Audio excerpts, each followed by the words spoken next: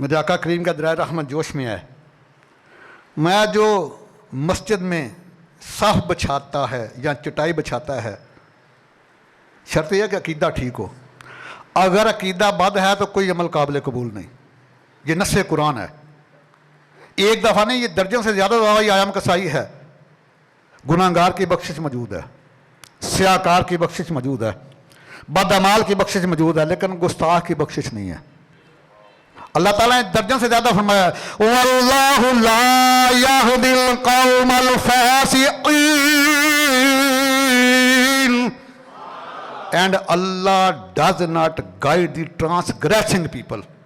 گستاخ کی بخشش تو بڑی دور کی بات ہے. اللہ تعالیٰ فرماتا ہے گستاخ کے لیے ہدایت ہی نہیں ہے. اس کو میں ہدایت، اور دوسرا ایک اور گروہ ہے وہ بھی اس کے لیے بخشش نہیں ہے. وَاللَّهُ لَا يَهْدِي الْقَوْمَ الظَّالِمِينَ and Allah does not guide the cruel peoples. نہ ظالم کے لیے بخشش ہے، نہ گستاخ کے لیے بخشش ہے. میں اگر عقیدہ ٹھیک ہو تو میرا غلام جب مسجد میں چٹائی بچھاتا ہے یا صف بچھاتا ہے، میرے کریم آقا فرماتے ہیں کہ قیامت والے دن اللہ تعالیٰ اپنے عید اللہ والے ہاتھ سے اس کو سبز رنگ کا لباس بنائے گا. سبز رنگ کا لباس بنائے گا جو مسجد میں چٹائی بچھاتا ہے. اور فرمایا کہ جو مسجد کو روشن کرتا ہے نا، اللہ تعالیٰ جب وہ دنیا سے بندہ جائے گا قیامت تک اس کی قبر کو روشن کر دے گا. آپ کو پتہ ہے جب سیدنا فاروق اعظم رضی اللہ عنہ کا وصال با کمال ہوا نا، تو حضرت علی علیہ السلام رو رہے ہیں. ہمارا فاروق اعظم اللہ کا محبوب اور صدیق اکبر کے بعد سب سے زیادہ جو ہستی مجھے عزیز سے آج وہ کفن میں لیٹی ہوئی ہے. یہ بھی باتیں بتاؤ نا لوگوں کو، کیوں جھوٹے من گھڑت باتیں بتاتے ہو، اپنے ایمان کا بیڑا گرک کرتے ہو. جتنا ان کا پیار آپس میں اہل بیت طاہر صحابہ کا کسی کا ہو ہی نہیں سکتا. بے مثال ان کا پیار ہے.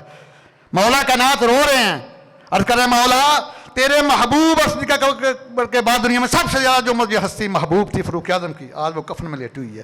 پھر مولا کائنات نے دعا کی، عرض کیا مولا جس طرح فاروق اعظم نے تیرے محبوب کی مسجد کو روشن کیا، مولا قیامت تک اس قبر کو روشن منور رکھنا. تو اللہ تعالیٰ کو اتنا پسند ہے، اپنا محبوب کے پہلو میں جگہ دے دی.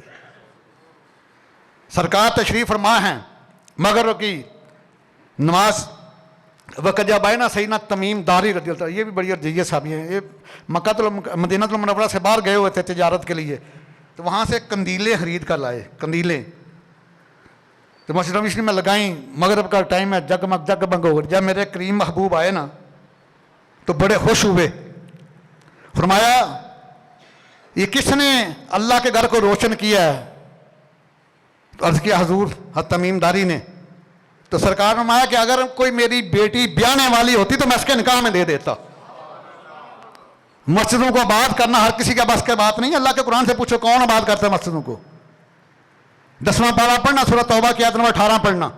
إِنَّمَا يَعْمُرُ مَسَاجِدَ اللَّهِ مَنْ آمَنَ بِاللَّهِ وَالْيَوْمِ الْآخِرِ وَأَقَامَ الصَّلَاةَ وَآتَى الزَّكَاةَ وَلَا يَخْشَىٰ إِلَّا اللَّهَ.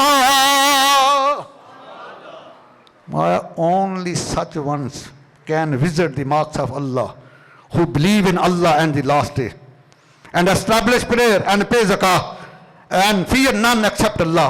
اللہ کی مسجدوں کو صرف وہ لوگ آباد کر سکتے ہیں جو اللہ کو بھی مانتے ہیں، قیامت کو بھی مانتے ہیں، نماز کو بھی قائم کرتے ہیں، زکوٰۃ ادا کرتے ہیں، اور اللہ کے علاوہ کسی سے نہیں ڈرتے.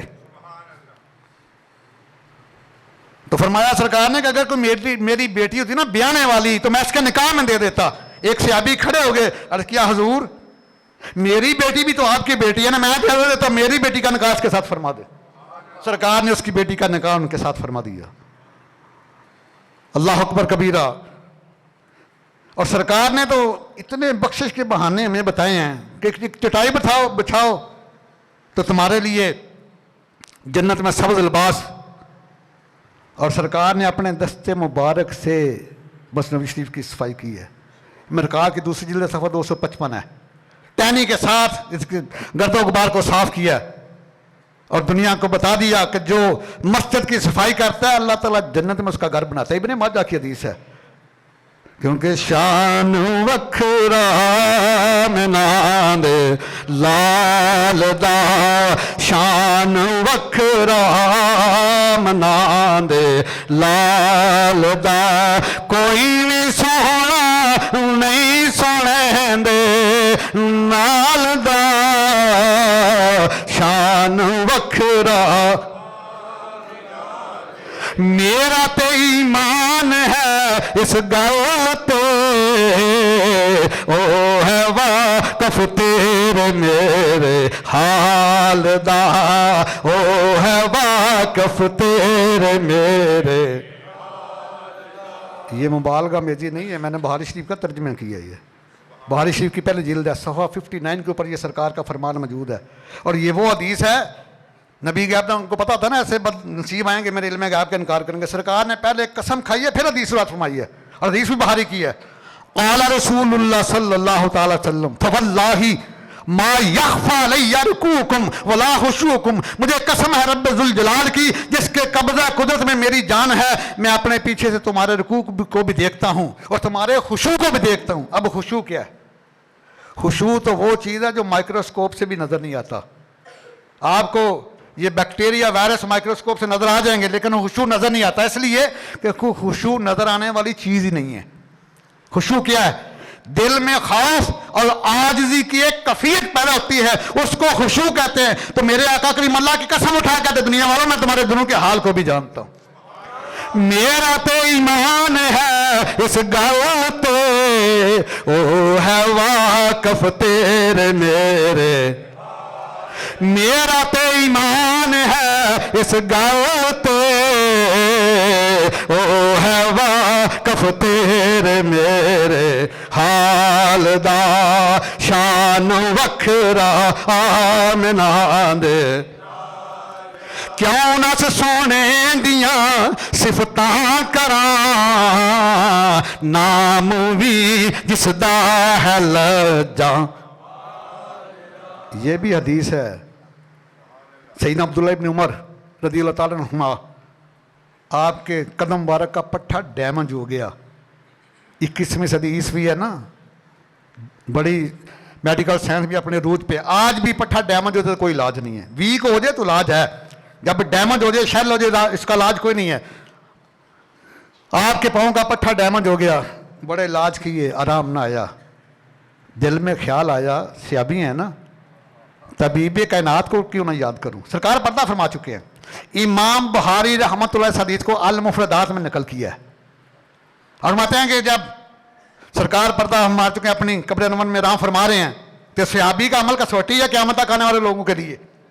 سیدنا عبداللہ بن عمر فرماتے ہیں کہ یا محمد، یہ عربی کا اصول ہے جب کسی فاعل کے بعد الف آئے تو استمداد کا معنی دیتا ہے. اس کا معنی آتا ہے المدد یا محمد. الفاظ ہیں یا محمد، یا محمد، یا محمد المدد یا محمد. فرماتے ہیں کہ اتنی بات کہی ہے تو آپ کا شل جو پٹھا ہے وہ ڈیمیج ہو، پٹھا بالکل ٹھیک ہو گیا. اللہ تعالیٰ کیا فرماتے ہیں؟ سورۃ توبہ پڑھو. والسابقون الاولون من المہاجرین والانصار، انج ایمان لیا ہوا جی میرے نبی دے مہاجرین صحابہ لے کے آئے نے، انصاری صحابہ لے کے آئے نے. انہاں دا ایمان کسوٹی ہے قیامت تک آنے والے لوگوں دے واسطے. ذرا حدیث کے سمندر میں غوطہ لگا کے دیکھیں. صحیح بخاری کی حدیث ہے، سیدہ عائشہ صدیقہ روایت فرماتی ہیں کہ یا رسول اللہ آپ نے لوگوں کو کھلی چھٹی دے دی ہے، جہاں وقت ہے نماز پڑھ لو، کھیت ہو کھلیان ہو سڑک ہو میدان ہو. پہلے تو نہیں ایسا تھا. پہلے تو جہاں امت کا نبی نشان لگاتا تھا نا صرف وہ مسجد ہوتی تھی، اس کے علاوہ عبادت نہیں ہو سکتی تھی. چاہے کوئی بیمار ہو، تندرست ہو، سفر میں ہو، حضر میں ہو، اسی جگہ پہ آ کے اللہ کی عبادت کرنی ہے. تو آپ نے کھلی چھٹی دے دی ہے. تو صحیح بخاری کی حدیث بھی تھینٹک ہے. خدا کی قسم اٹھا کہتا ہوں اگر اس حدیث کو مان لیں تو سارے جھگڑے ختم ہو جائیں، سارے فرقے ختم ہوتے ہیں. جب سرکار کی تشریف آور ہوئی ہے نا، ولادت با سعادت ہوئی ہے، تو میرے سرکار نے آتے ہی پیشانی رکھی ہے تو سجدہ ریز ہوئے ہیں.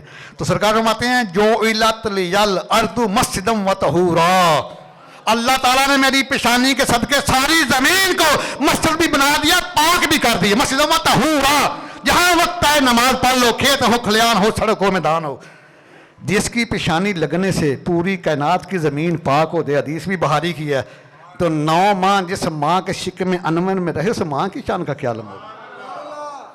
یہ بھی سوچنا، سوچنے کی بات ہے، نجدی سے بار بار سوچ، اس ماں کی شان کا کیا عالم ہوگا۔ میں تو کہتا ہوں، میرا تو ایمان یہی کہتا ہے کہ ملکہ دو جہاں ہے میرے نبی کی ماں، ملکہ دو جہاں ہے میرے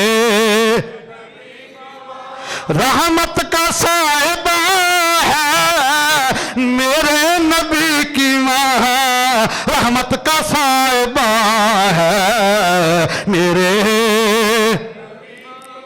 کہتے ہیں اپنی ماں کو سب بچے امی جان، سوچو کہ کس کی جان ہے میرے نبی کی ماں۔ ظالموں میرے آقا کریم دی ماں تے دشنام درازی کرنا بند کر دیو، سوچو کہ کس کی جان ہے میرے، سوچو کہ کس کی جان ہے میرے، سر سے لے کے پاؤں کے انگوٹھے کی نوک تک ایمان ہی ایمان ہے میرے، ایمان ہی ایمان ہے میرے، جس کی ماں کے صدقے پوری کائنات کی ماں کو شان ملی ہے۔